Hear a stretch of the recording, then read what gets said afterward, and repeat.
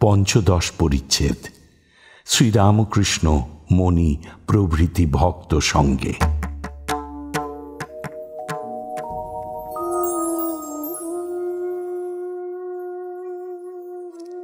আবার রাত্রে শ্রীরামকৃষ্ণ মণির সহিত কথা কহিতেছেন।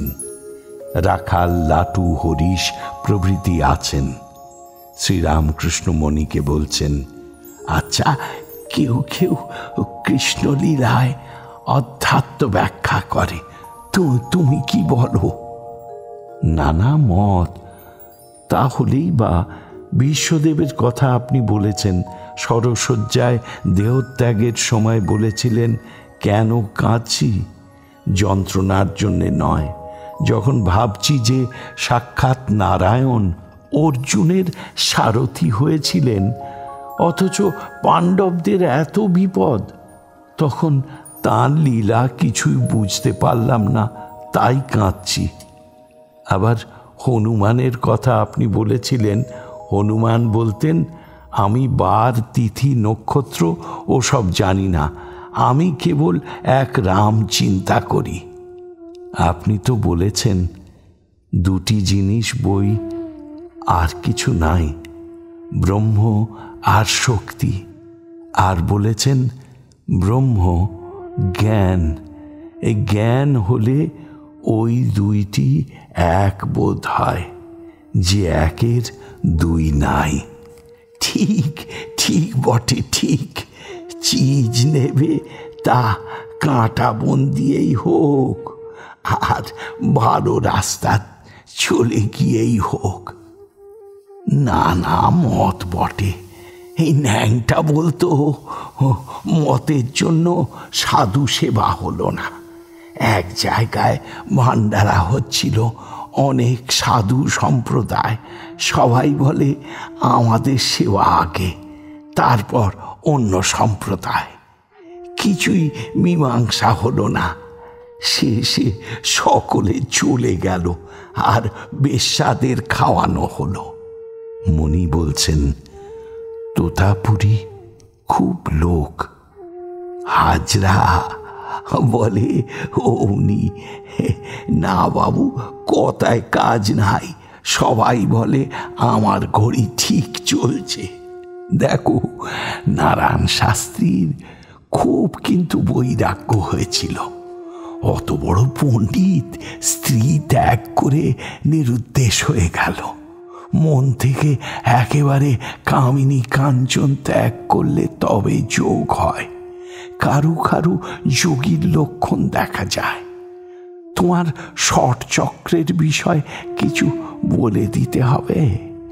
যোগীরা ষট চক্র ভেদ করে তাঁর কৃপায় তাঁকে দর্শন করে। ষট চক্র শুনেছ? বেদান্ত মতে সপ্তভূমি। বেদান্ত নয়, বেদ মত। ষট চক্র কিরকম জানো?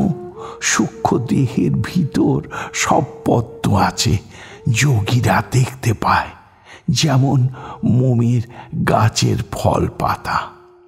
আজ্ঞা হ্যাঁ, যোগীরা দেখতে পায়। একটা বইয়ে আছে এই রকম কাঁচ, ম্যাগনিফায়ার, হ্যাঁ, তার ভিতর দিয়ে দেখলে খুব ছোট জিনিস বড় দেখায়।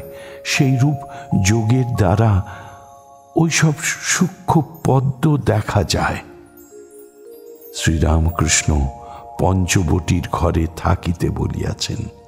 মণি ওই ঘরে রাত্রিবাস করিতেছেন। হঠাৎ জানলার দিকে দৃষ্টিপাত করিয়া দেখেন শ্রীরামকৃষ্ণ দণ্ডায়মান। পরশে পবিত্র করো আমি দিনহীন, এই কথা শুনিয়া তাহার চক্ষু কি আশ্চর্য অশ্রুপূর্ণ হইয়াছে।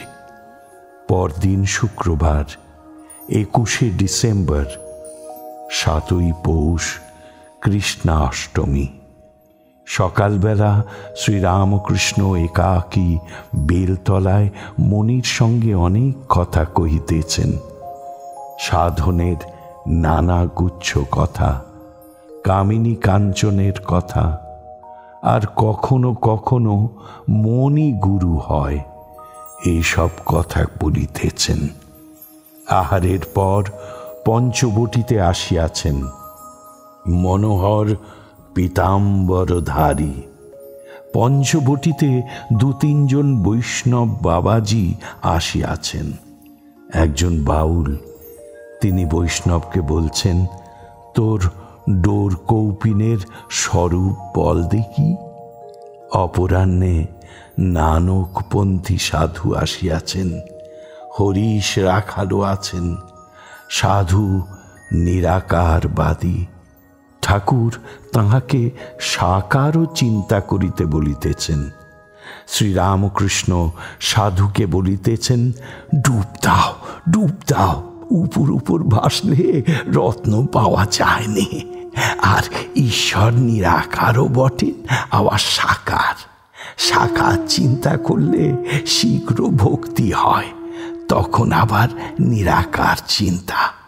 যেমন পত্র পড়ে নিয়ে সে পত্র ফেলে দেয়, তারপর লেখা অনুসারে কাজ করে গো।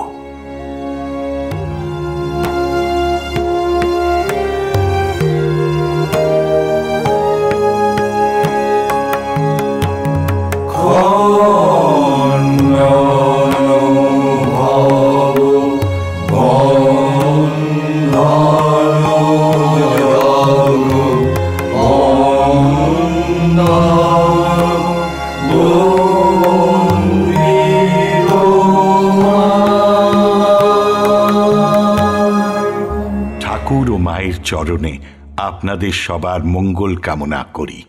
লাইক করুন, শেয়ার করুন, অন্যকে দেখার সুযোগ করে দিয়ে পুণ্য লাভ করুন।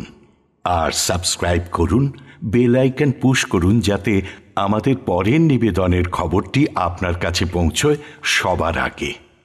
অমৃত কথন এই অনুষ্ঠানের আঙ্গিনা থেকে আপনাদের সবার সুখ, শান্তি, সমৃদ্ধি কামনা করে বলি, হরি ওম রামকৃষ্ণ।